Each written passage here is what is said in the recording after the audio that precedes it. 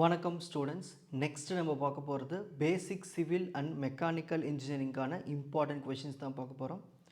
Important questions மட்டும் தான் upload பண்ணியிருக்கேன். எக்ஸ்ப்ளனேஷன் இப்போது கொடுக்க முடியாது. ஸோ உங்கள் காலேஜ் நோட்ஸ் வச்சு படிச்சுக்கோங்க. BE 3255 basic civil and mechanical engineering important questions 20th June 2025 நடக்கக்கூடிய exam. So part B questions ரொம்ப ஈஸியான பேப்பர். இது ஒன்லி தியரி தான். நல்ல ப்ரெசன்டேஷன் கொடுங்க, நல்ல கண்டென்ட் எலாபரேட் பண்ணி எழுதுங்க. ஹெட்டிங்ஸ் மட்டும் பார்த்துட்டு போய் கூட எழுதலாம் நல்லா. Explain the role of mechanical engineering to the welfare of society. Explain the role of manufacturing engineering, automation engineering, automobile engineering and energy engineering. Next, second unit, what is surveying, classify it and explain how to leveling எப்படி பண்ணுறது, அப்புறம் கான்டர்ஸ் எப்படி measure பண்ணுறது, அப்புறம் distance எப்படி measure பண்ணுறது. Write a short note on the following: thermal and acoustic insulating materials, waterproofing materials.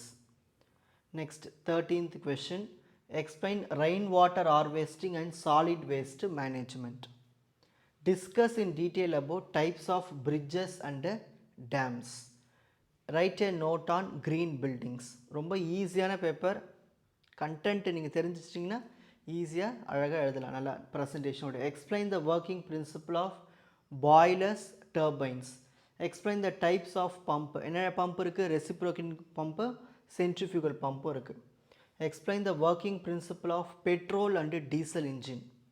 Outline the layout of domestic fridge இருக்குது இல்லையா, அதோட லேஅவுட் வரைஞ்சி எக்ஸ்பிளைன் பண்ணணும். Explain window and split type room AC, air conditioner.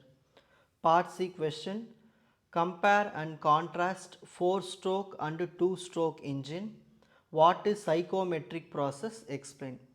So கொடுத்துருக்கிற கொஷின்ஸே நல்லா தரோவாக படிச்சிங்களே நல்லா marks score பண்ணலாம். நல்லா டைம் அதிகமாகவே இருக்குது. ஒவ்வொரு கொஷின்ஸ்க்கும் அந்த ஹெட்டிங்ஸ் நல்லா மெமரைஸ் பண்ணிட்டு போங்க. அதுக்குள்ளே கண்டென்ட் நல்லா பாயிண்ட் போட்டு எழுதுங்க. எக்ஸாம்பிள்ஸ் அங்கங்கே கொடுங்க. டயக்ராம்ஸ் தான் டயக்ராம்ஸ் நல்லா ட்ரா பண்ணுங்கள் பேஜ் ஃபுல்லாக. நல்ல ப்ரெசன்டேஷன் கொடுங்க. நல்ல பேப்பர், நல்ல மார்க்ஸ் ஸ்கோர் பண்ணலாம். All the best.